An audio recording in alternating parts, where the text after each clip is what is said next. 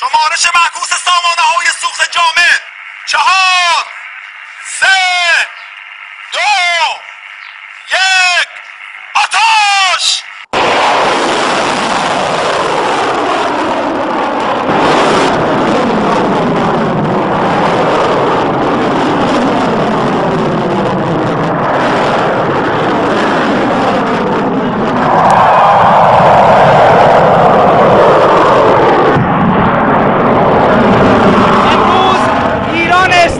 قدرت، دقت، توانمندی و سرعت عمل فرزندان سپاهی خود را در پاسداری از مرزها و ارزش‌های مقدسش به رخ جهانیان نشاند. مرزها به شلیک همزمان 14 موشک هوشمند و دوربرد زمین به زمین.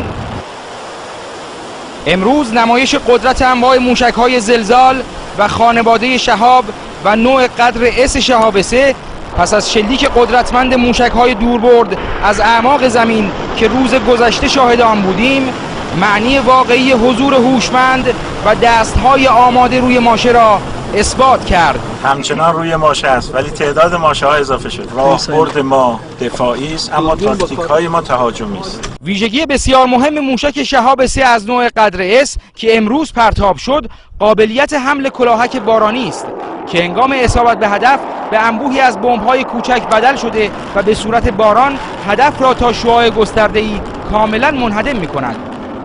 این بخش نخست از مرحله اول رزمایش بزرگ پیامبر اعظم 6 بود. همینجا به ملت شریف ایران این قول رو ما میدیم که پشت سر مقام عظمای ولایت اجازه نمیدیم کوچکترین خدشه تهدیدی بر علیه این کشور شکل بگیره و اگر کسی هم بخواد جسارتی بکنه با پاسخهای مهلک و کوبنده انشالله جواب اونها رو خواهیم داد.